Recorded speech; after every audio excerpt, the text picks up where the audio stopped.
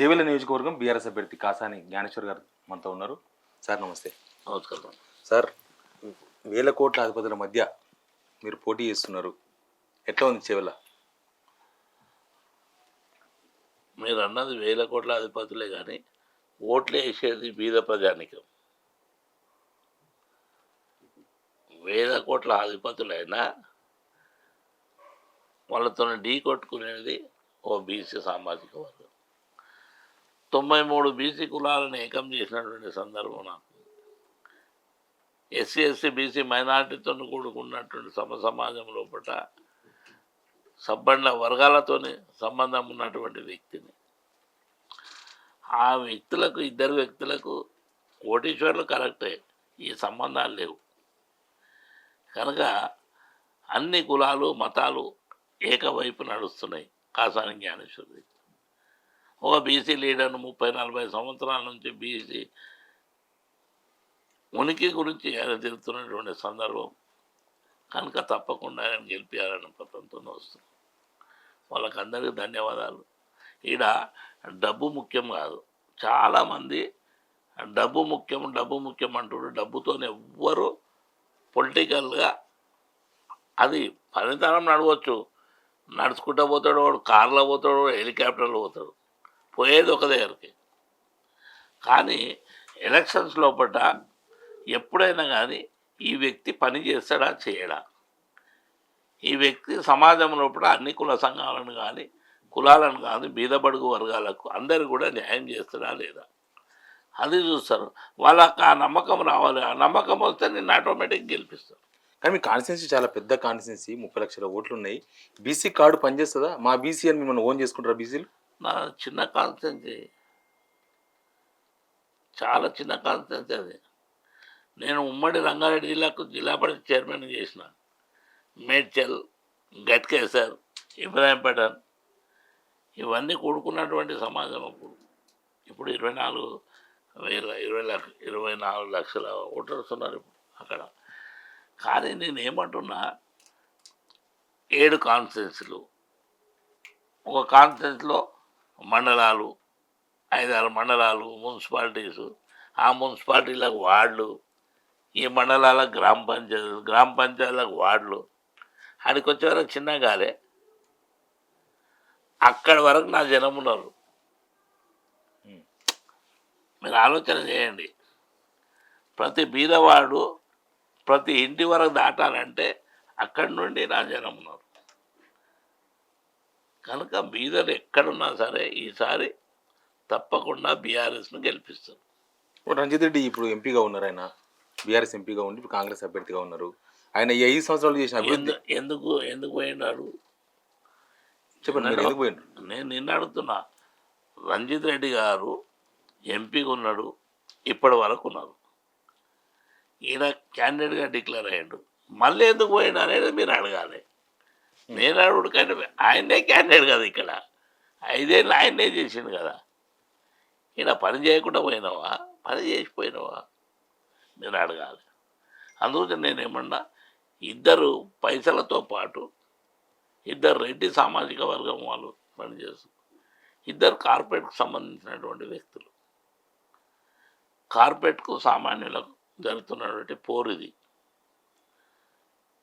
అట్లాగే బీఆర్ఎస్ నుంచి ఓ బీసీ క్యాండిడేట్గా, 93 కులాల అధ్యక్షునిగా, అదేవిధంగా ఎస్సీ ఎస్సీ బీసీ మైనార్టీని ఏకం చేసినటువంటి వ్యక్తిగా, ముద్రా సామాజిక వర్గానికి చెందినటువంటి వాడిని. నాకున్నటువంటి పరిస్థితులు ఇవి. మరి గతంలో ఇప్పుడు బీఆర్ఎస్ ప్రభుత్వం 10 సంవత్సరాలు ఏకధాటిగా చేసినటువంటి పనులు మీ కళ్ళ ముంగట ఉన్నాయి. ఏం పనులు చేసిర్రు, ఎట్లా చేసిండ్రు, పింఛన్ సెట్లు ఇచ్చిర్రు. మొన్ననే రంజాన్ తోఫా అనేది అందరు ఇట్లా ఎదురు చూసుకుంటున్నారు. ప్రతి జనం బీదవాడు గవర్నమెంట్ ఇస్తుంది కదా, ఏమన్నా ఇస్తారేమో, బీదవాళ్ళు బట్టలు కట్టుకోవడానికి కూడా కష్టం ఉన్న టైంలో చాలా ఎదురు చూసారు. ఇవ్వలేదు.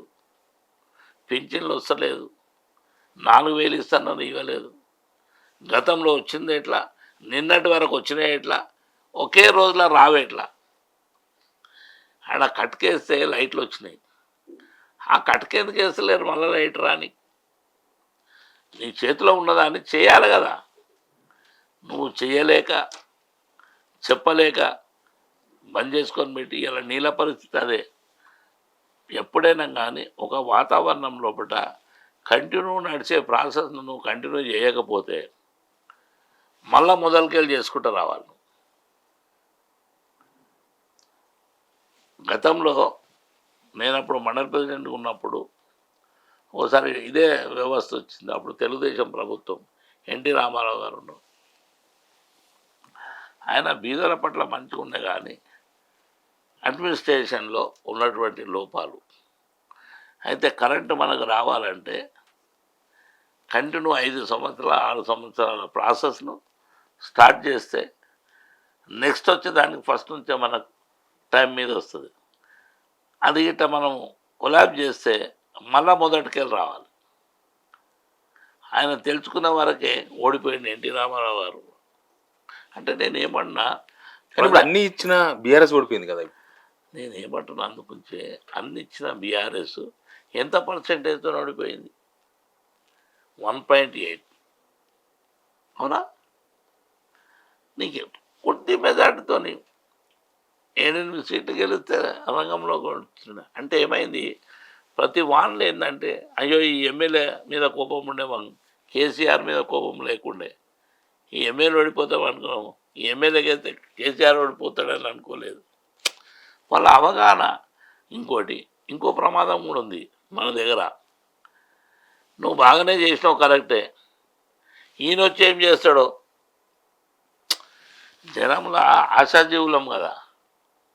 కేసీఆర్ మంచిగానే చేసిండు, ఈయన రేవంత్ రెడ్డి వస్తుండే ఏం చేస్తాడో చూద్దాం. ఆయన 10,000 ఇస్తా అంటే ఈయన 15,000 అంటుండు, 2 లక్షలు ఇస్తా అంటుండు. ఆయన ముసలోళ్ళకు 3 వేలకు 4,000 అంటుండు. ఇస్తాడేమో చూద్దాం. నిన్నటి వరకు నువ్వు మంచిగానే చేసినావు, నీకు ఓట్లు వేసినావు, ఈయనేం చేస్తాడో చూస్తామన్నాడు. ఈయన 4 నెలల్లో తేట తెల్లమైపోయింది. తప్పు చేసినామని చెంపలు వేసుకుంటారు జనం. చాలా తప్పు చేసినాం బీఆర్ఎస్ ఒకటి, మళ్ళా కేసీఆర్ కావాలని అడుగుతుంది. మేము మీడియా మిత్రులకు మేధాశక్తి ఉన్నటువంటి మీకు మేము చెప్పేటంతో కాదు, కానీ సమాజంలో కూడా జరుగుతున్నది గ్రౌండ్ రియాలిటీ అది ఉంది. అందుకుంటే ఎప్పుడెప్పుడా మళ్ళా కేసీఆర్ రావాలని చూస్తున్నాం. ఇప్పుడు మీ కాన్స్టిట్యున్సీలో మైనార్టీ ఓట్ బ్యాంక్ కూడా చాలా పెద్ద ఓట్ బ్యాంకు. అవును. ఎంఐఎం కాంగ్రెస్తో కలిసి నడుస్తున్నట్టు కనిపిస్తుంది. ఆ ఓట్లు మీకు ఎట్లా వస్తాయి? నేనేమంటున్నా, మీరు అంటున్నారు అట్లా కలుస్తున్నట్టుంది. ఎప్పుడైనా ఒకటి బాగా గమనించాలి. లీడర్ పోయినంత మాత్రాన క్యాడర్ పోదు, ఓటర్ పోదు. నేను బాగా చూస్తాను, చాలా చూశారు. ఇప్పుడు ఏమవుతుంది, ఒక లీడరు పార్టీ మారుస్తుంది. ఇప్పుడు రంజిత్ రెడ్డి మార్చాడు, లీడర్ ఆయనతో పాటు జనం పోలే కదా, ఊర్లలో తిరుగుతలేడు కదా, ఆయన తిరగనిస్తురా. మొన్న బషీరాబాద్ పోతే ఏమైంది, వికారాబాద్ ఏమైంది, కాంగ్రెస్ వాళ్ళే అడుగుతున్నారు ఆయనను. నిన్నదాకా మొన్న నొడగొట్టి నీకు వచ్చినావు, మన ఇంటికి వచ్చినావు. జనం చాలా హుషారయ్యారు, ప్రజలు చాలా తెలివైంది. లోకంలో ఇలా మీ మీడియాను చూసిన తర్వాత ప్రతి పిల్లోని చేతిలో ప్రపంచాన్ని చూసే ఆయుధం ఉన్నది మీ దగ్గర, సెల్. నువ్వు ఏ తప్పు, ఇప్పుడు మనం ఈడ కూర్చొని ఏ తప్పులు మాట్లాడినా ఈడున్న పిల్లలు మంచి అనుకుంటారు, లేకపోతే ఈడేదో మాయమాటలు చెప్తుండే అనుకుంటారు, తిట్టుకుంటూ పోతారు అవతలికి పోయినాక. ఇప్పుడు మైనార్టీ ఓట్ బ్యాంక్ ఎటు పోతుంది? క్లియర్గా బీఆర్ఎస్కి వస్తుంది. నువ్వు చూస్తావు, రేపు మీరు చూస్తారు. వాళ్ళకి ఎందుకు వేస్తారండి? మొన్న తోఫా ఇచ్చిందా, రంజాన్ తోఫా ఇచ్చిందా? కోటేశ్వర్లో కాదు, బీదోళ్ళ గురించి మాట్లాడుతున్నాను. రంజాన్ తోఫా ఎవరికి ఇస్తారు? ముస్లింలకు ఇస్తారు. ఇచ్చిర్రా? వాళ్ళే గగ్గోలు పెడుతురు. రాని ఇప్పుడు ఎలక్షన్స్ మా సంగతి ఎంత చూపెడతామంటారు. కనుక బీఆర్ఎస్కే ఓట్లు వేస్తారు. బీఆర్ఎస్కు 4 ఎమ్మెల్యేలు ఉన్నారు మీ కాన్స్టిట్యున్సీలో. దానిలో 1-2 ఉంటారా, పోతారా, కాంగ్రెస్ పోయి చేరుతారా, ముఖ్యమంత్రిని కలుస్తున్నారు, అది డిస్టర్బెన్స్ ఉందా మీకు? నేను ఏమనుకోకమ్మా, మీడియా సృష్టించినటువంటి సందర్భాలు మీరు అసలు ఊహించలేదు. మొన్న గాంధీ మా దగ్గర మీటింగ్లో ఉన్నాడు, గాంధీ పోయినని రాసిరు. సోషల్ మీడియా దయచేసి మీకు విజ్ఞప్తి చేస్తున్నారు సోషల్ మీడియా మిత్రులకు, మంచి చేయరు, మంచి పని చేయరు. ఎవడైనా పోతే వాస్తవం లేదు, టైం ఉంది కదా మీకు. అసలు ప్రకాష్ గౌడ్ పోయి కలిసిండు కదా ఎవరికి రేవంత్ రెడ్డిని. ఎందుకు కలవదు? ఎందుకు కలవదండి? సీఎంలు అందరూ కలుస్తారు, ప్రతి పౌరుడు కలుస్తాడు. ప్రకాష్ గౌడ్ ఆర్డినరీ వ్యక్తి. ప్రకాష్ గౌడ్ ఆయన ఏరియా డెవలప్మెంట్ గురించి అడుగుతారు తప్పకుండా, ఇది రాలేదు అది రాలేదని. అందుగురించి వాళ్ళు క్లోజ్గా ఉండరు కదా, తెలుగుదేశం కూడా కలిసి ఉండ్రి, అడుగుతారు. ఇవాళ రేపు కలిస్తే పాపం అయిపోయేది. అది కాదు. ఇప్పుడు చూసే కళ్ళు ఎట్లా చూస్తే అట్లా కనబడతాయి. పసకలైన వ్యక్తికి ప్రపంచమంతా పసకలంటుంది. పిల్లి పాలు తాగుతుంటుంది కళ్ళు మూసుకొని, ప్రపంచమంతా మూసుకుంది అనుకుంటాను. అది వాస్తవం కాదు. ఓపిక ఉండాలి మనుషులకు. ఆయన ప్రకాష్ గౌడ్ చేరిండే అనుకో, ఎట్లా తెలుస్తుంది మీకు? 2 రోజులు ఆగుర్రి, గోడ సాటుకు వెళ్ళిపోతే తీసేస్తున్నాడా. ఇప్పుడు ఒక పొలిటికల్గా ఒక ఎమ్మెల్యే 4 సార్లు గెలిచినటువంటి వ్యక్తులు వాళ్ళ పనులు ఉంటాయి, పోతారు. అడిగినంత మాత్రాన ఒక్కటి నాకు చెప్పండి. ఇప్పుడు మేము మీడియా ముఖాన చెప్తున్నాను, సీఎం అనే వ్యక్తి ఓన్లీ గెలిచిన వాళ్ళకైనా ఓడిన వాళ్ళకున్నా అందరు కదా. మరి అందరికి హక్కు ఉంటుంది ఆయన కలవడానికి, దాంట్లో తప్పేముంది? ఇప్పుడు నేను నీ దగ్గరకు వస్తున్నా కలవనికి, నువ్వు ముందటి నుంచే మీడియా అదేది మన కెమెరాలు పెట్టి ఎవరు వచ్చినా అది అవుట్ ఆఫ్ చేస్తావా? కరెక్ట్ కాదు కదా. సీఎంను ఎవరన్నా కలవచ్చు, తప్పులేదు. ఇప్పుడు చెవిలలో పోటీ చేస్తున్నది రంజిత్ రెడ్డి కాదు, రేవంత్ రెడ్డి పోటీ చేస్తున్నారు. రేవంత్ రెడ్డిని చూసే ఓట్లు వేయాలని వాళ్ళు ప్రచారం చేస్తున్నారు. ఎందుకంటే పక్కనే కాన్స్టిట్యున్సీ కదా. రేవంత్ రెడ్డిని వెళ్ళాడు మనం, రేవంత్ రెడ్డి చూసేందుకు రేవంత్ రెడ్డిని వెళ్ళాడు మనం. ఇప్పుడు రేవంత్ రెడ్డి ఇన్ఛార్జ్ అన్నారు, ఇప్పుడు ఆయన లేడు కదా. ఎవరిని పెట్టిన వల్ల నీకు 2, 3 అయితే 2, 4 అవుతాయి కదమ్మా. చింత చెట్టుకు చింతకాయలు రాస్తాయి, యాపకాయలు రాస్తాయి. ప్రజలు ఓట్లు వేస్తున్నారు, మంచి వ్యక్తిని చూసి వేస్తారు. సీఎం వచ్చిండు, 4 నెలలనే ఆయన పనితనం నిలిచింది కనుక ఆయన చేయలేకపోతాడు అనేది వచ్చింది జనంలా.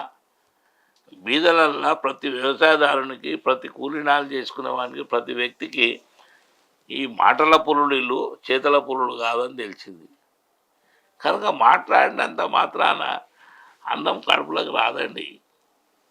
ఇట్లనే ఒక పెద్ద మనిషి ఏమన్నంట, అరే బాగా కష్టం రామరామ అనరా, అన్నం నీకే వస్తుంది అన్నట్టు. అన్నము నీ కడుపు నిండుతుంది అన్నాడు. వాడు నిజమే కావచ్చు అని పొలం కూడా కూర్చుండు, రామ రామ రామ అనుకుంటా.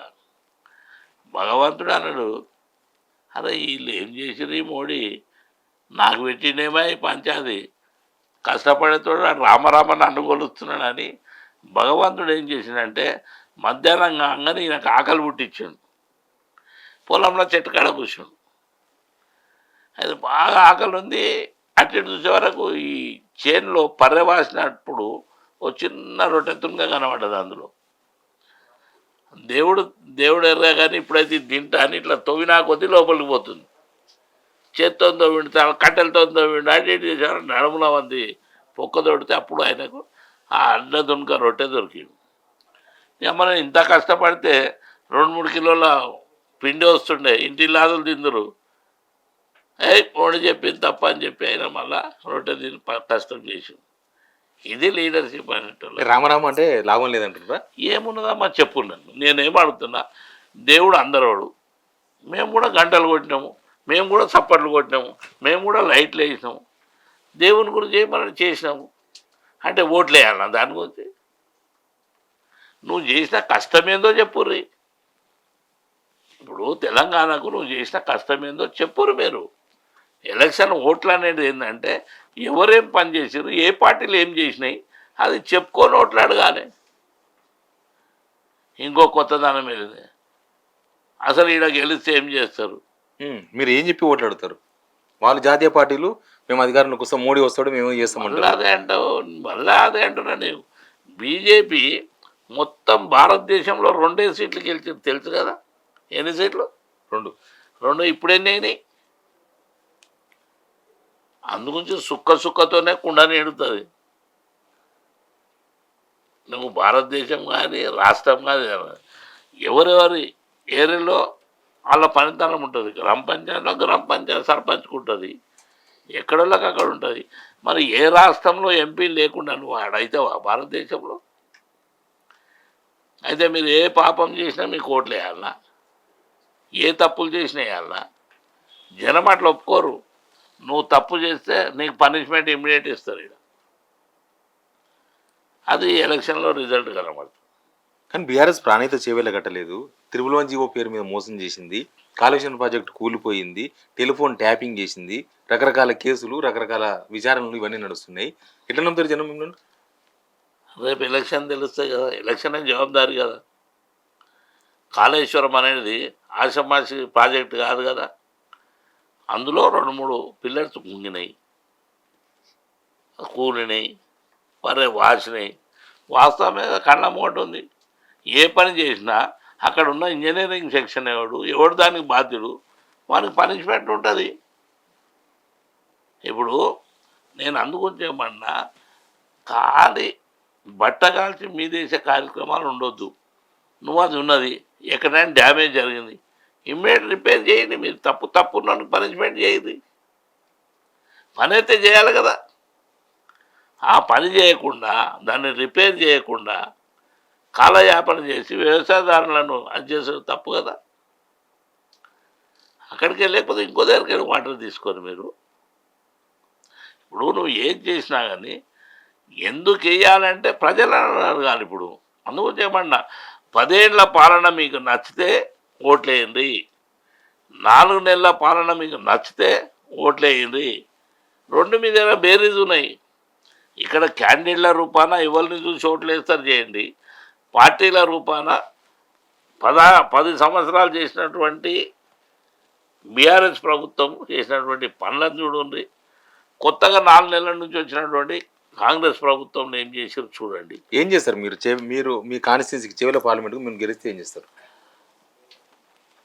చెవెళ్ళ పార్లమెంట్లో ఉన్నటువంటి ఇష్యూల మీద 4 లైన్స్ రోడ్స్ కొన్ని ప్లేస్ అయినాయి, కాలేదు, అవి కావాలి. మెట్రో లైన్ రావాలి. అవును, మనకు రావాల్సినటువంటి అవసరాలకు అనుగుణంగా పార్లమెంట్లో ఉన్నటువంటి ఇష్యూలను లేవనెత్తాలి. బీద బడుగు వర్గాలకు ఏం కావాలన్నా అక్కడ రావాల్సినటువంటి ఇష్యూలను పార్లమెంట్లో లేవనెత్తాలి. సబ్జెక్టు వేదిగా లేవనెత్తాలి. ఎక్కడ అవసరం ఉంది ఏం చేయాలి, ప్రజానికానికి ఏది అవసరం ఉందో అది చేయాలి. అలాంటివి మేము అన్నీ క్లియర్గా మా మేనిఫెస్టోలో కూడా పెట్టినాం, మా పాంప్లెంట్లో కూడా వేసినాం. ఎందుకంటే మంచిని చూడండి, చేసే వ్యక్తిని చేయమని అడుగుతున్నాం. మీ ప్రధాన ప్రత్యర్థి ఎవరు? మీ పార్టీకి వెళ్ళి పోయి పోటీ చేస్తున్నారు రంజిత్ రెడ్డియా లేకపోతే కొండ విశ్వేశ్వరరెడ్డి? జ్ఞానేశ్వరే ప్రత్యర్థి. వాళ్ళు నాకు దరిదాపులో కూడా కనబడతలేరండి. మీరు అట్లా చెప్తున్నారు. వాళ్ళు 10,000 కోట్లు ఖర్చు పెట్టని కాసాని జ్ఞానేశ్వరితో గెలవరు, రాసుకోండి. మేము వెళ్ళిపోతారు కదా. సెకండ్ థర్డ్ ఎవరు? సరే, మీరు ఫస్ట్ అనుకుంటే సెకండ్ థర్డ్ ఎవరు? నేను దాని గురించి డిస్కసే లేదు. పేర్లు చెప్పి ఎందుకు 10 సార్లు ఆ పేర్లు యాడ్ చేపిస్తారు నాతో. Right sir, all the best. Thank you. ఇది కాసాని జ్ఞానేశ్వరితో special interview. Please subscribe Signal TV.